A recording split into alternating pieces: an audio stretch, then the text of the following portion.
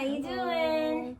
Here with Sasha, back from Vegas. Hello, I'm here again. We're going to be doing another cosmetology video. This year we're going to be focusing on hair removal. What is the difference between a hard wax, a soft wax, and a sugar wax? Before we begin, I just want to give you guys a disclaimer. Me and Sasha are cosmetology graduates, but we are not waxing professionals. So please go to a professional waxer for your first time experiences or follow directions on any waxing applications you may try. Okay, so I'll tell my experience with sugar waxing.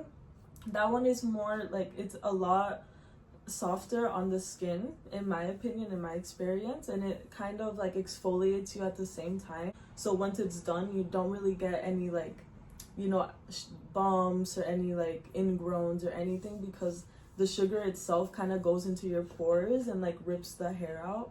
So sugaring is one of my top favorites for that reason. And it's also, I like that it's very natural and that you can make it at home with just sugar and I think honey and lemon, if I'm not mistaken. Now, sugar wax is probably the most popular because it is a lot more gentle, it is more natural, and so there seems to be some more health benefits. Also, some people like to put the lemon inside the sugar wax formula recipe. That's really good for people with darker skin who have hyperpigmentation. They're able to get more brightness. So the sugar wax is that. The only issue with the sugar wax is that it's kind of a learning process to figure out what's the exact recipe you want to learn how to do. Is it the right temperature? It's like there's this whole process of just learning how to just get it started. Hard and soft waxing, I have a few experiences with those, and for me, it depends on it. I'm really excited to try this hard wax because this one is made for sensitive skin. And the last experience that I had with waxing, I kind of had like a reaction to it. Like my entire eyebrow, like the surrounding it of like wherever the wax went around my eyebrow was like a huge mosquito bite. Like it was very inflamed and very itchy for more than 24 hours, like an entire day.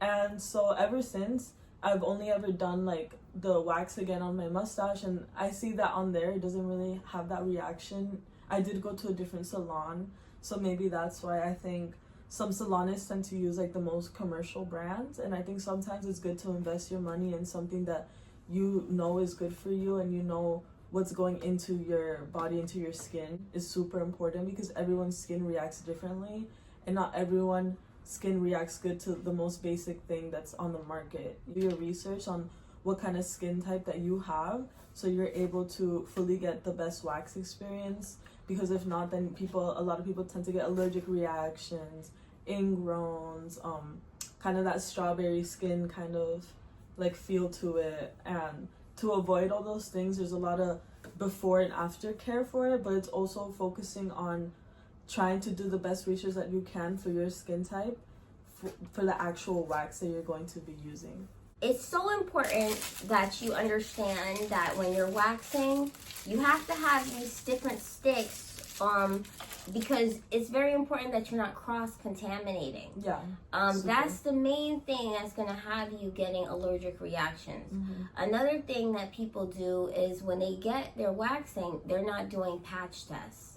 You must do patch tests in order to know if your skin is going to respond positively or not to the wax. Hard wax refers to you using a wax that you're just going to put it on your skin and rip it off. Whereas soft wax, they're using actual strips to come on and off. So, Sasha, what did you notice about the differences in pain between those two? I genuinely think that the strip hurts the most. It's just like not dry, but it's just like, you know, there, and then they just pull it and it does hurt because there's no heat. The heat helps a lot with that, in that sense that it kind of distracts like the nerves in your skin, so that you don't really focus on the pain because there's like a lot of heat everywhere, which I like. So for me, stripping is like the last option. I rather shave than use strip wax, in my opinion. Like also, I don't think the hard wax goes as deep into your follicles in your skin. The heat, it helps soften the pores.